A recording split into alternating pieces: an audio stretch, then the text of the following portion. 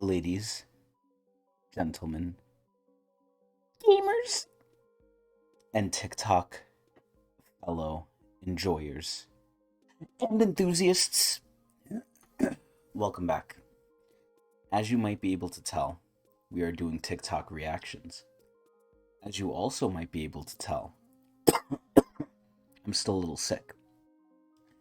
But what you will not be able to tell is I just got back from a long weekend away from work, out of the state, out of the lovely, lovely New York City, where I went to a wedding. So, that has caused me to reevaluate some things. Over the past couple days, I haven't been able to stream, and I've been left alone with my own devices and thoughts for an extended period of time, which usually isn't good, and might not be good depending on how you look at it here. But regardless, it's what has happened. So, that has caused me to reevaluate a lot of things, most of which will probably result in nothing, but has made me come to a realization with the TikToks. So, this is episode, I believe, 38 of the Dark Dimension TikTok reaction series. Now, for those of you wondering, no, I will still be doing these every week. I'm not canceling the series. I actually really, really like the series. Even if this might be statistically one of my worst performing series there is, I actually enjoy it one of the best because it gives me time to express myself, and furthermore, it gives me time to eat. So for those of you who don't know what the series is, which by episode 38 I really question that, this series is basically where I show the dark dimension that we live in, that is actually our world. A lot of people think we live in the light dimension, and we don't. We live in the dark dimension. And I'm here to showcase that through TikToks that I've seen in my feed. Now, some of the realizations I've come to over the extended weekend while I was away for a wedding, thinking about these stuff. Number one, we are so ungodly behind on these TikToks. Number one, I usually try and make these about current events, and they're not going to be so current anymore because they're still from September, and we're nearing the end of October. So, for a long time, I was struggling, and because of that struggle, we were able to keep about a month behind. We've just honestly failed. Like it's just out of the window. We failed that completely. And the worst part is I don't think we'll ever be able to catch up unless I'm unemployed and unless I do these a lot more often for a lot longer. Because my stupid ass likes to react and do an intro that's like 20 minutes long. But anyway, so I've basically come to the realization that for the current time and for time in the future, at least in the near future, we're not going to get anywhere near catching up. But I'm fine with that. That's okay. I think that's fine. I think we could still garner some important points and reaffirm some important stuff from these old videos, oldish. Because I repeat 95% of what I say anyway from older videos. So it's not like we're missing out on too much. Second of all, this is probably going to be a shorter episode because, like I said, I literally just got back from being out of the state. I've done nothing else except beat my willy and get some food for this TikTok reaction. And I'm doing this on a Monday morning. So usually I would not do this at all if it wasn't Friday or Saturday, let alone on a Sunday, which is technically Monday now. But I took Monday off because fuck work. So, like I said, I did some reevaluating. That reevaluating really hasn't led to anything different. But we'll see in the future because while I do like doing these, again, it's probably one of my worst performing series, and because of that, I shouldn't be so strict on how I do it because I like to do things every week. But that's not really a strictness on, oh, I hope the viewers will like it. That's a strictness I place on myself because I'm sick in the head. So we'll see if that continues. Hopefully not, because then it'll ease some things up, but that means we'll get even further behind. But we'll see. I'm assuming nothing's going to change, and, with all the reevaluating that was done, probably nothing really will change, but we'll see. I'm thinking of stuff. But anyway, without further ado, let's get to the TikToks. But before we do, as always, we have to take what we see with a grain of salt. We can't trust everything on the internet, especially now with AI and everything. We can trust even less. So, hopefully we can get through a lot. Hopefully we can go somewhat quickly. We shall see.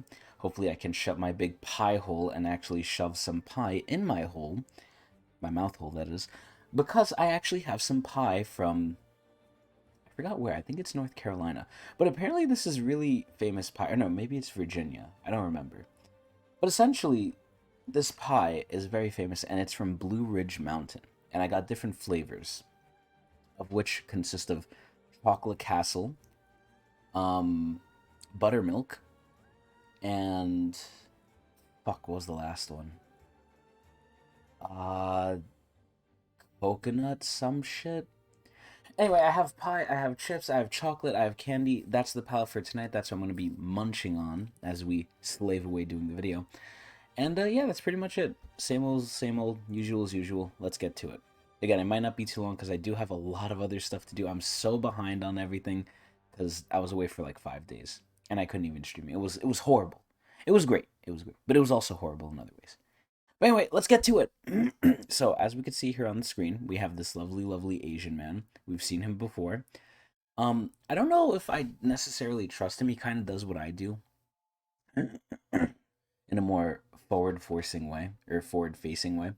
He kind of just reacts and talks about stuff. And at first, I thought he was pretty knowledgeable with what he was saying, but as time has gone on, I kind of feel like he's just a reactor, not really an informer. Which is hopefully I'm in the middle of that. Hopefully, I'm informing people that we do live in the dark dimension, and I'm not just reacting to things. Which, based on how long the videos are and how much I talk, I would say I'm definitely, hopefully, at least an informer to some extent. But anyway, let's see what he has to say. The day gating app just recently fired half of its employees, and Oh, the media nice. said it's because they wanted the employees to come back 2 days in the office, and nobody wanted to come. So already we have a lot of topics here. Number one, I can't believe Grinder. Okay, first of all, number one, let me actually pause this music because this music is distracting me. I didn't even put my chill playlist on, but it's too late now. We live with our mistakes here. So, this is where, ironically enough, I thought the joke was going to be like, oh, there's not enough gay people, so they need to lay off their staff. But no, it turns out, surprise, surprise, that people want to go back, or not people, people don't want to go back to the office. Employers want you to go back to the office because, number one, it justifies the cost of the space. Because, ironically enough, and I know this firsthand now because of the job I work at, I see everything. Office space sometimes costs a lot of fucking money. So if your employees aren't even going to use it most of the time, what are you even paying for? So at that point, you have one of two options. Number one, just have the employees work from home if they can do it. It saves you money, it saves them their sanity. It's better for both parties. At least that's what has been shown so far. Now, granted, some study in the future that, in my opinion, might be biased will come out and be like, oh, work from home isn't that good, la la la la. Everything we've seen, and just logically what makes sense, is work from home is good. The same people work from home wouldn't work for are the same people who in the office wouldn't really get much work done anyway. Now, obviously, there's exceptions. That's not like a hard rule. There's exceptions to everything. But I feel like it's so less of an amount, the people who can only work in office and be productive. Like, that's such a low margin, that's such a low percentage where it's like it's almost non existent and shouldn't factor into any calculations. So this is where, again, most people, from what we've seen and what I think is logical, actually work from home better than at the office. Now, granted, I think employees should have the choice, but then it becomes a little bit of a battle between, cost of an office. So there is an argument to be made for this. However, when you end up forcing things, I think that's when we get into the ground of, ooh, you might be open to a little bit of scrutiny. And especially when you're on the opposite side of what I think is right, whereas like, oh, you have to come into the office or you get fired. Again, I understand the need for an office, but they need to also understand that working from home benefits everyone more, for the most part. And it's a fucking lie. Grindr, they want their people back 2 days a week.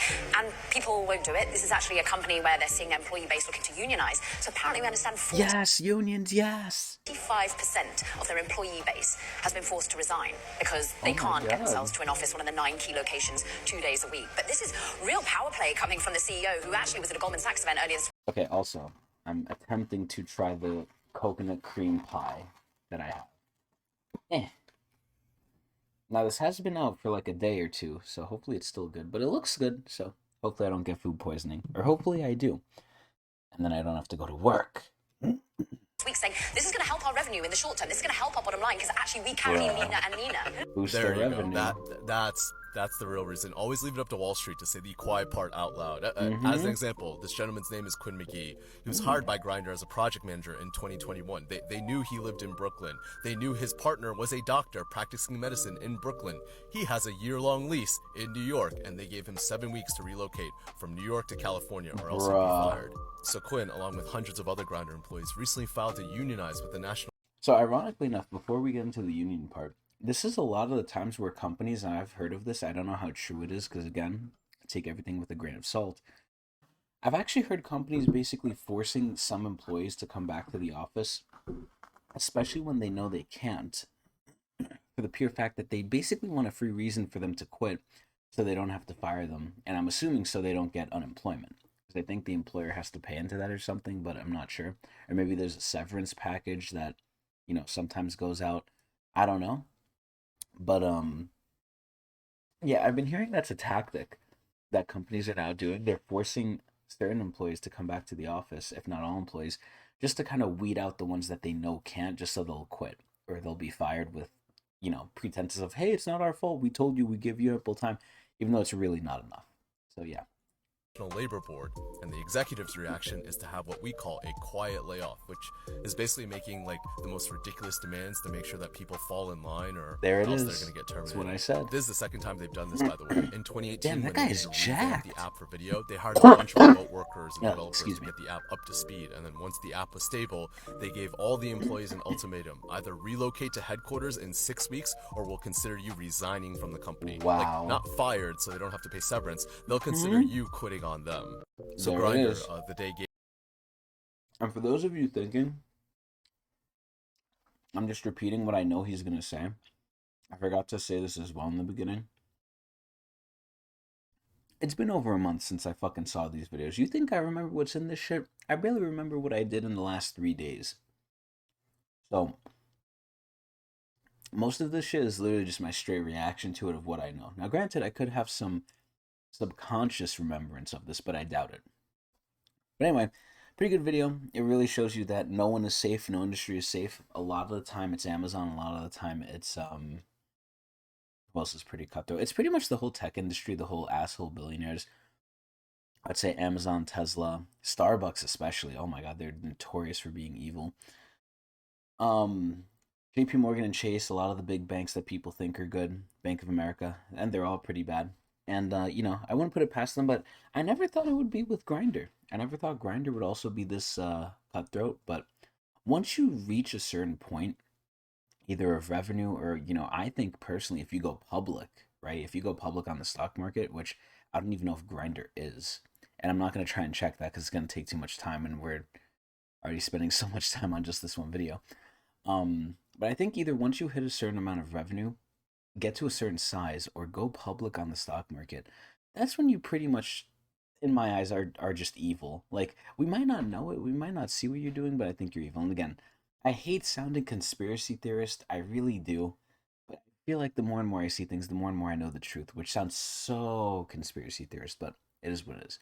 And I like how in the description it says late stage capitalism. That's a word being thrown around a lot, and if you're not a stranger to the series, you definitely know we've seen a lot of talks about late stage capitalism before. I don't know if we're honestly in the late stages of it. I think we're definitely heading there, but I think late stage is probably going to be way worse, if anything, if we're not in it already. But anyway, pretty good video. Let's go next while I continue to eat some coconut cream pie, which is actually pretty good. And this is actually like fresh, authentic pie on a little side note. This little weekend getaway I had for my wedding, it was like a little break from reality. I didn't have to stream even though I wanted to. I didn't have to make YouTube videos or reactions, which granted now I'm behind on them, but I got to relax and, I got to have actual food, which was the best part. And not be cold and poor in New York. Fuck New York. But anyway, let's go next. Hey, ladies, oh! Everyone knows I love this topic.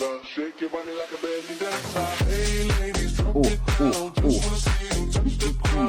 Don't be shy, girl, go bonanza. Hey, ladies, drop it down. Just wanna see you touch the ground. Don't be shy, girl, go bonanza. Shake your body like a belly dancer. Hey, ladies, drop it down. Just wanna see you touch the ground. Don't be shy, girl, go bonanza. Hey, ladies, drop it down. So to save our eardrums from that repeating, I'll just mute it there and we'll watch the rest of the graphic while I appraise it with my gigabrain. So it doesn't take a rocket scientist to, see what we're seeing here and kind of explain it.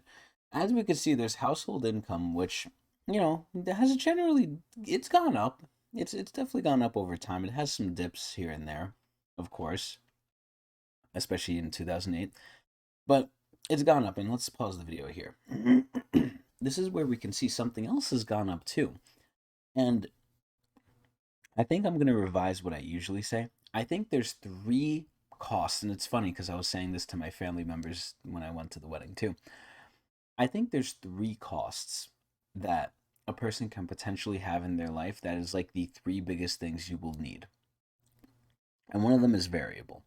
And I've said this before, this isn't new information. I'm going to amend it a little bit though. Number 1 is mortgage. If you want a house, which most people do, even though that's changing now because they can't afford it and they know it, if you want a house, you're going to have to take a mortgage. Mortgage is the first thing you're going to need.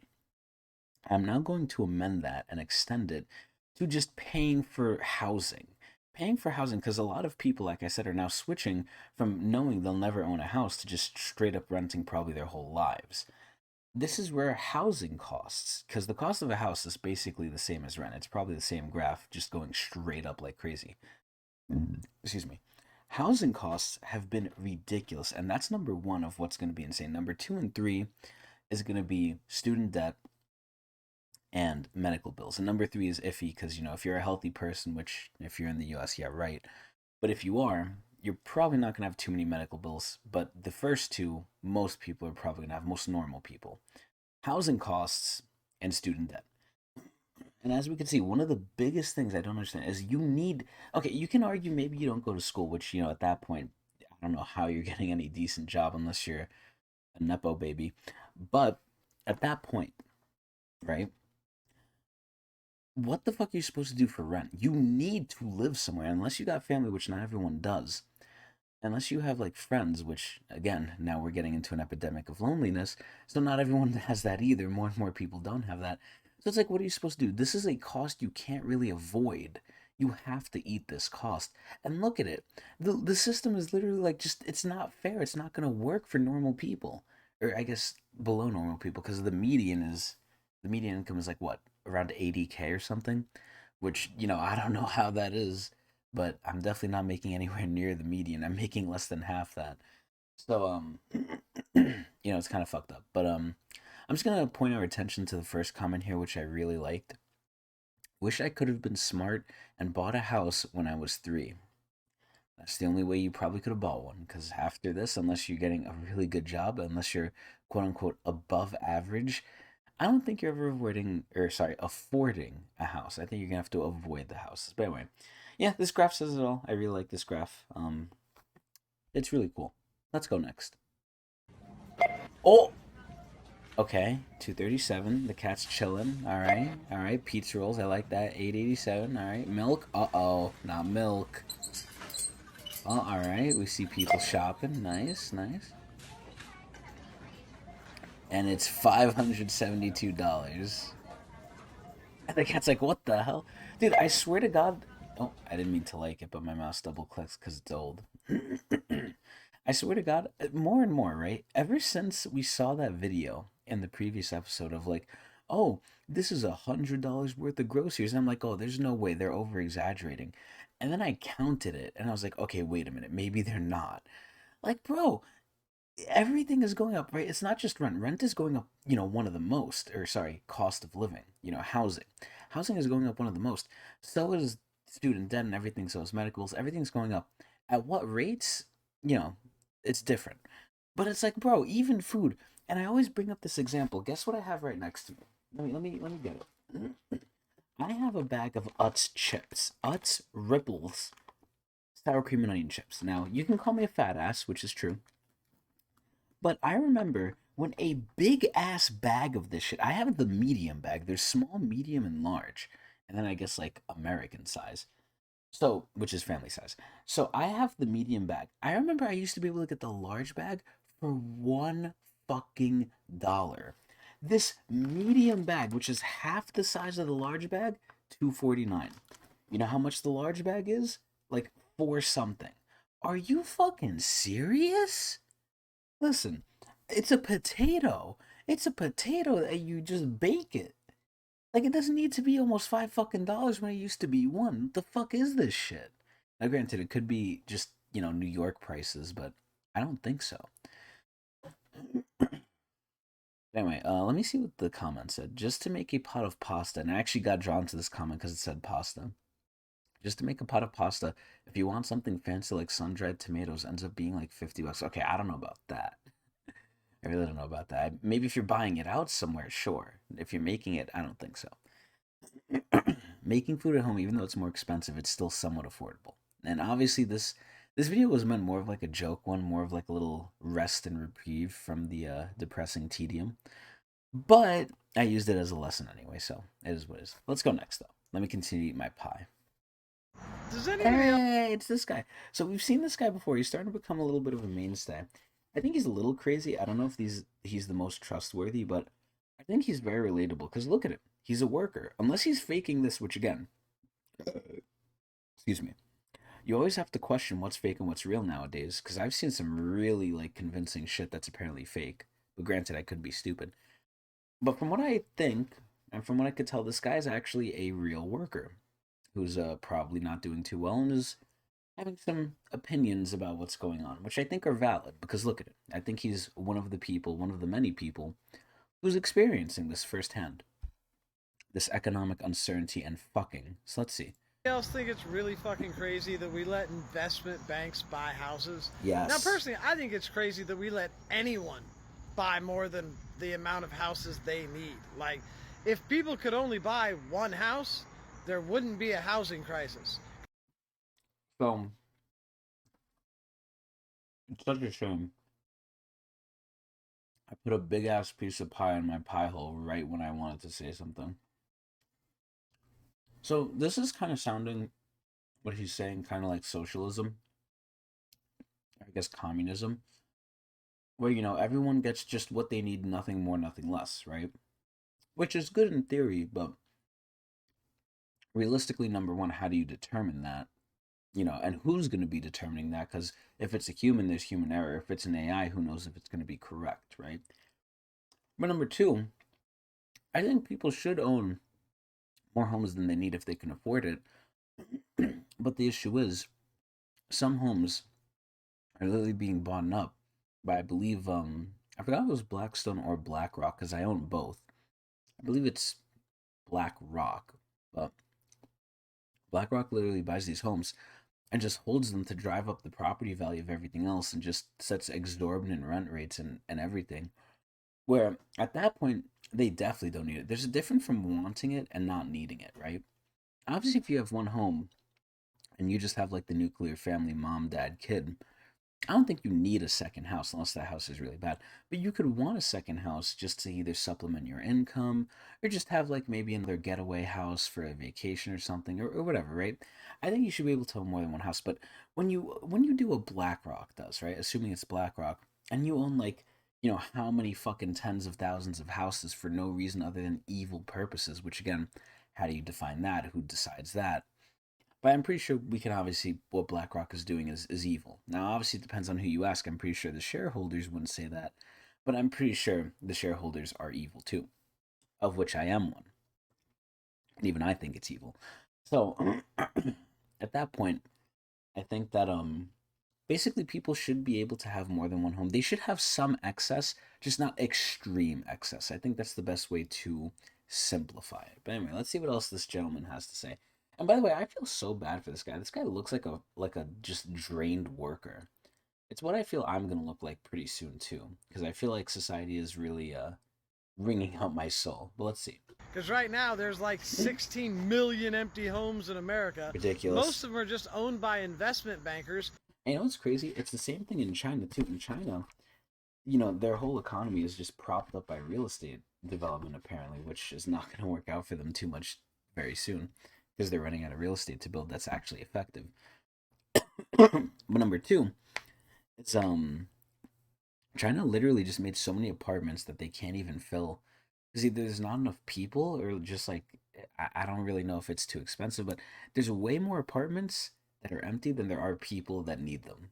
So it's like it's just crazy that again, and I always bring this up. We're in a time where we can solve the problem, we just choose not to. Before in the olden times, we could not solve the problem. Oh, there's people starving. Okay, well, there's literally not enough food. We can't solve the problem.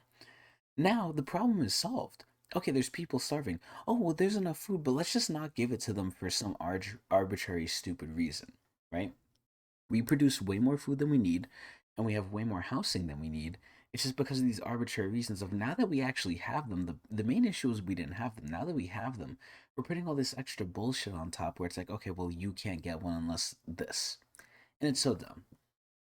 Who are just sitting on them waiting for the values to go up, because if they unloaded all the houses that they have on their books, property values would drop so much that it would destroy their portfolios. And help people. That's literally why they're not selling the houses. Crazy. Because if they were to unload all the houses the investment bankers have bought, if they put those all on the market, the housing market would collapse, which would devalue the assets that they have. It's this and whole this is where it would actually be bad, not just for them and for the rich people, but also for the regular people too. Because if you were considering selling your house, good fucking luck.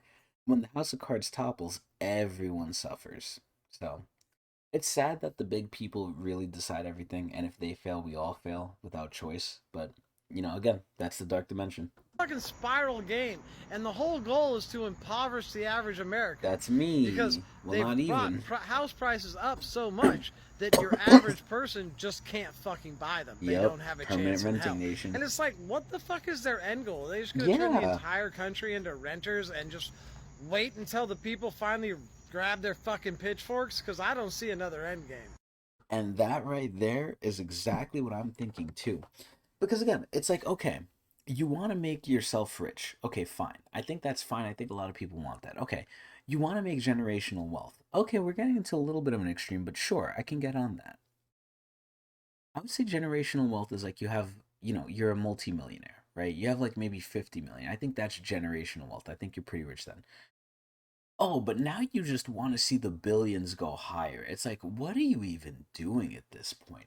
What is it all for? It's like, okay, pretend I wanted to get like 100 on the test. And then I could do some extra credit. I could get 110 on the test, right? Okay, cool. I'm doing a little extra. Some people want to go that far, sure. Oh, but I want to do so much extra credit. I want to write a thesis and everything that this one test gets me a 500. It's like, what the fuck is the point? You already passed. You're beyond passing. What more is there? What more do you want, you greedy fuck?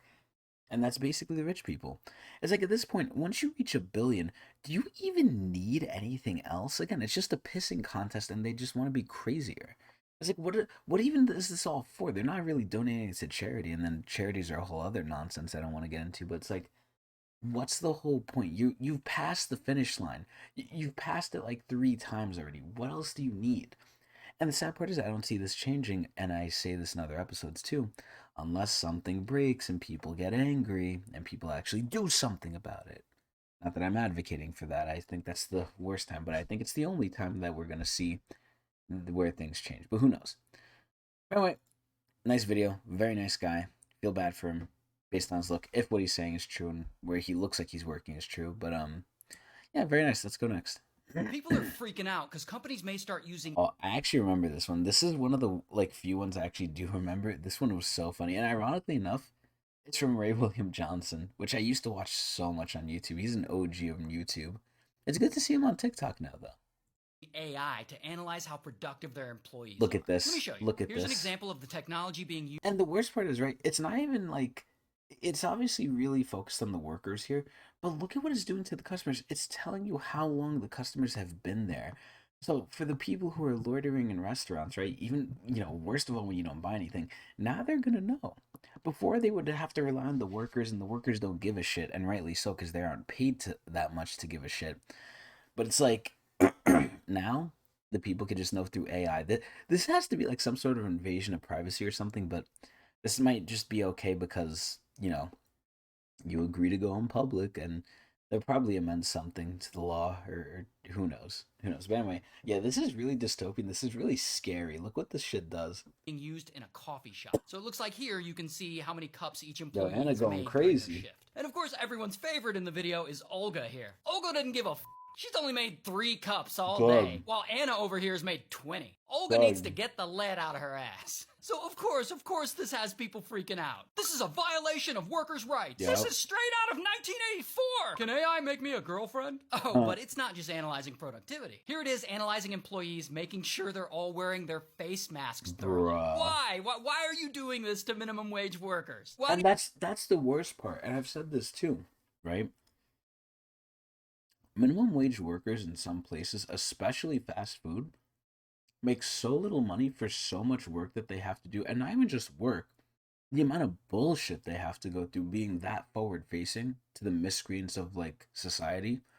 Because everyone wants food. And it's cheap food too. Well, quote unquote. Even though McDonald's is getting really expensive too. It's like, bro, these people have to deal with so much shit. You're paying them next to nothing. And now you're gonna bust their balls like this?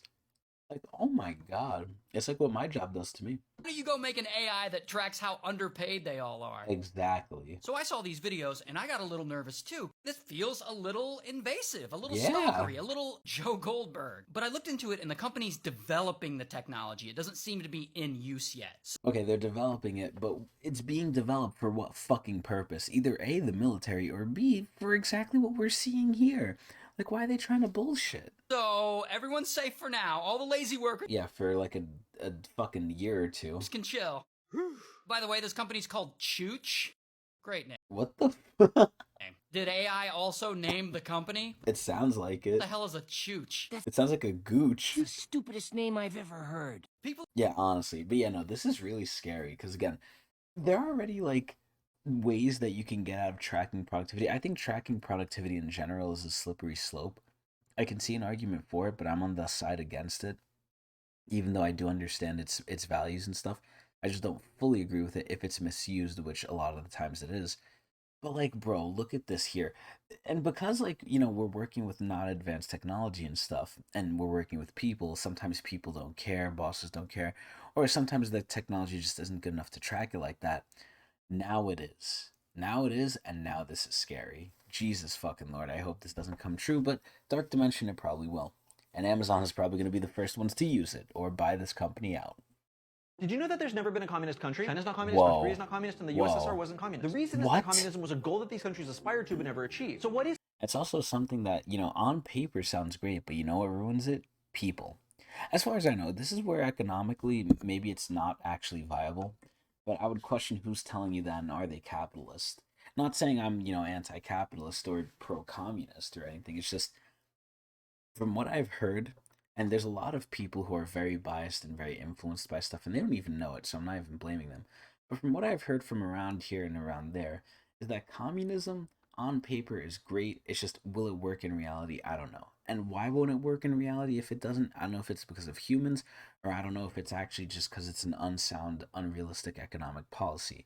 And why is it unsound, unrealistic? Maybe it just can't work the way it's designed, or maybe it can't work because of us humans.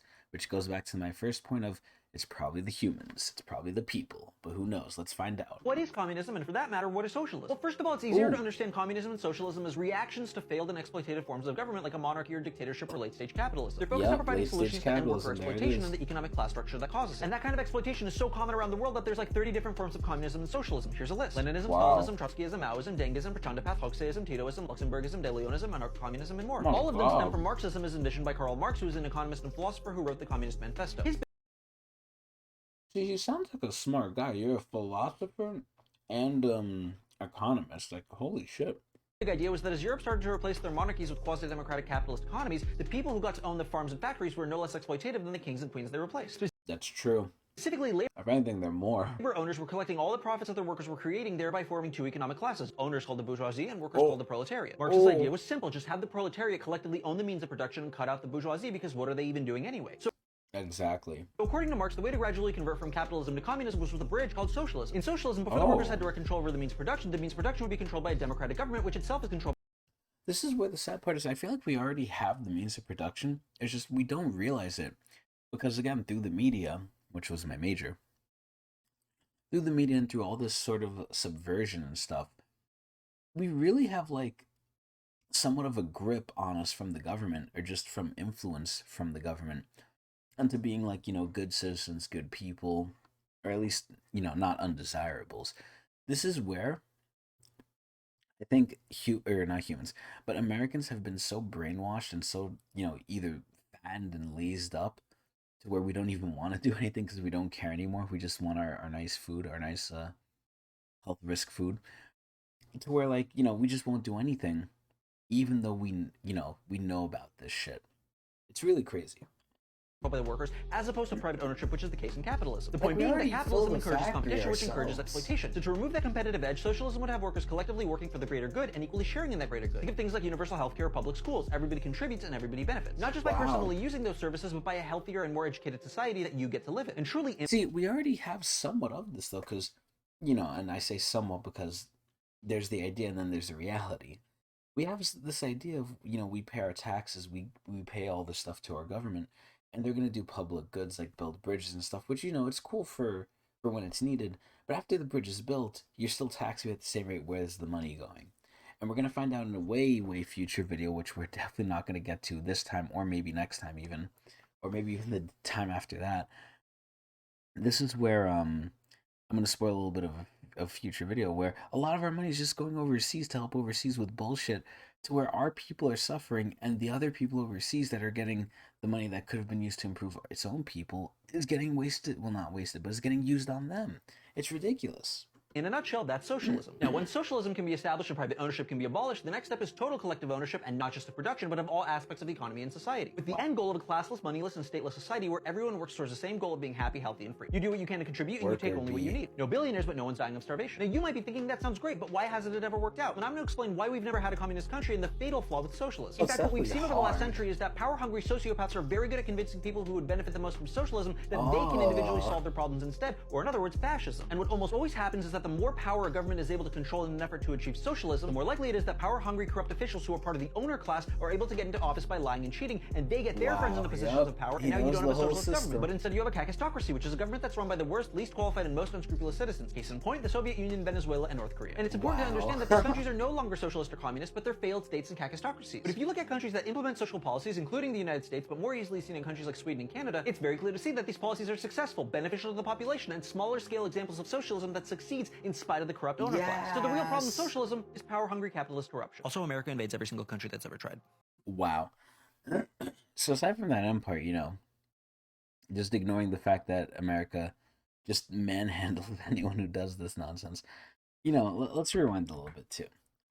In spite of the corrupt owner class. So the real problem with socialism is power-hungry capitalist corruption. Also, America. So again, the main problem with socialism is people are ruining it. So yeah. Pretty nice video, pretty succinct. I thought I'd put it in here just to kind of educate you peons, because I'm tired of doing it. But anyway, let's go next. Military is currently going through a recruiting crisis. Yeah, very good video about the military recruiting crisis. See, and I've mentioned this before. The first way we're fucked is we're just mentally and physically unfit because, obviously things have gotten worse. I've described some of the reasons why economically things suck. And then, companies use that as a way to get even more profit by charging the maximum they're allowed to, or they can get away with. And then, number two is, excuse me, a lot of them, I think, are disillusioned with the army because they know what it actually is now. Granted, there's gonna be people who are gonna go there regardless because they need opportunity, they need money, they need house and board, and they'll gladly do it if they just gotta kill someone, which the army will train you to do. But I think we're at a point in an all-time no where we know the government is doing shady, fucked up shit, and we don't like it. We don't like the government. So not only do people not want to apply, but most of the people who are forced to apply or who do apply just aren't fit for combat. So they either gotta A, change the culture of the nation, which good fucking luck, or B, they have to change their requirements, which who knows in the future if they're gonna do. If we have a world war, again, at that point I question if we'll still be here. But if we are, if there's no nukes being fired or anything, then I think at that point, for sure, we're going to need more people. But who knows? Crisis that's happening in America. You can go watch his video, and he basically discusses that one of the main problems with the recruiting crisis is military members are getting out and then going out into the civilian world and complaining about the military. Yep. And he's completely right about that. We've even had some banger videos here hit over 1 million views about the issues within the military. I'd like to add that there's more to that story than just the military members complaining. And ultimately, I think the biggest issue is patriotism is at all-time lows. I went to the Naval Academy in the early 2000s, and this was right after the September 11th attacks, and patriotism was super high at that time. This is also the time period when social media was on the rise. You had MySpace, Facebook, TikTok didn't come till years later. And we all drank the Kool-Aid. Oh, we have to go to the Middle East and fight for freedom. And I've been to the Middle East a few times. It was a complete waste of time. Nothing was accomplished. American lives were lost. And we've spent decades over there. No weapons of mass destruction were found. And we've destroyed countries and families. And everybody knows about it now here in the U.S. due to social media. How exactly do you motivate an 18 to 25-year-old to stand up for something like that? We didn't know any better. Additionally, these young generations, by the way, if you're like 18 to 25, tell me if you see this differently in the comments. They're watching countries like Ukraine get billions of dollars while many of them can't feed themselves. American people being put last. And as we send those billions of not just Ukraine, many countries around the world, we're watching veterans go live out on the streets. Pretend you're an 18-year-old and you're thinking about joining the military. The first thing you're going to Google is military. The histories of good and bad military leadership. There's another graping case. Hazards to military recruits' health. Apparently this is new. Developing ALS is a thing. Not to mention the extreme political divide. Whatever president is in charge, regardless of the party, the opposite side will not want to support them. There is nothing bringing Americans together, even domestically, to energize them to say, hey, I want to fight for my country. It's one of the many reasons that I do not enjoy saying, but I think is factually correct, that the U.S. has no chance in the next World War. And I don't believe that. I think our technology is so far leagues ahead. But especially without the money we pour into it. But really, really great video. Obviously, this is, I believe, a former vet as well. But it's just crazy how we send all of our support overseas when we can't even help our own house. Very crazy. Anyway, let's go next. Like I said, I don't know how long I'm gonna be doing these because I'm getting tired. It's almost 2 a.m. and I didn't plan for this to be a long one. This is just a little consolation one because I didn't want to not record one. But we'll see. We'll see how long the next one is. House prices are not going to come down. Oh, lovely. I believe that when the real estate interest rates come down, when the mortgage rates come down, all hell's going to... Oh, you're not supposed to say that. You're on Shark Tank. Every buyer on the sideline is going to jump into the market as long as the interest rates come down to 5 or 4%.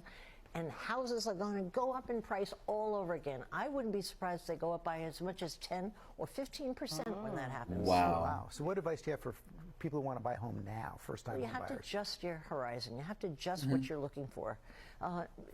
So you have to adjust to learning how to be poor. It's not an easy thing, especially when you know your neighbor has bought their house at a cheap interest rate at a lower price than you're getting. But you have to make that adjustment. You also have to shop for a mortgage rate. People don't know, if you go to your main bank, they will usually give you, as a banker at their institution, 1/4% off. Doesn't sound like a lot, but at least it helps. Those starter homes, not what they used to be.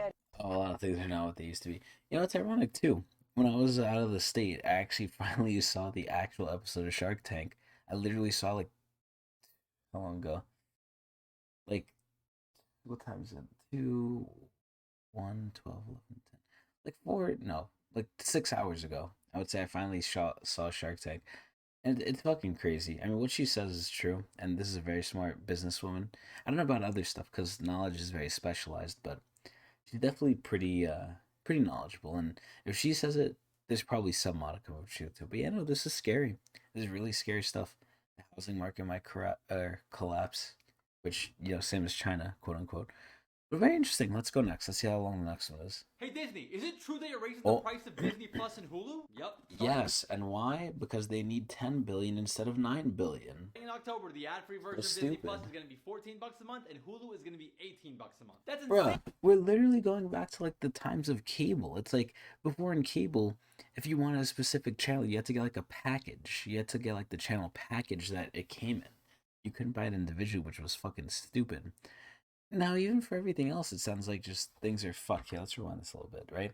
This is where, again, Disney does not need to raise its prices. It makes so much stupid money, but they just feel like they do, and it's so dumb.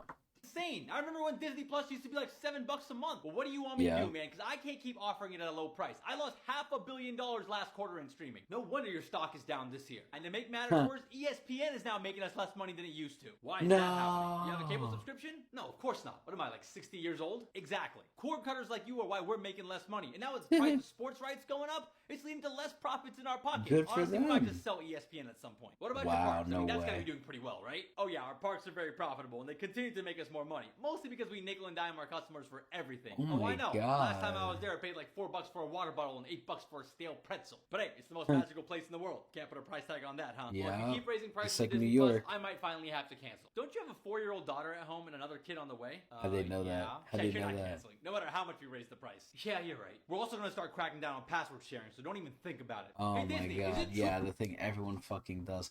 I hate that shit. They're cracking down on so much more, and ironically enough, this is where there's like a big fight right now. I don't know if it's resolved or anything, but there's a big fight between Adblocker and YouTube because for too long, YouTube was like, okay, we'll let your ads do, but now they're like, you know what? Enough is enough. We want more money. So now they're allowing all ads unless you pay. Surprise, surprise. Anyway, yeah, pretty good video. Let's go next. Save. You don't need. Okay. So this is 2 minutes 30 seconds. I know this one was a shorter episode.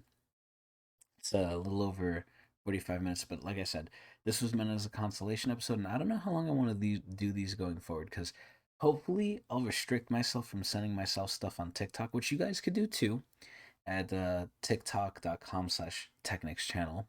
And if it's good enough, I might feature it here eventually, who knows when that is, and talk about it.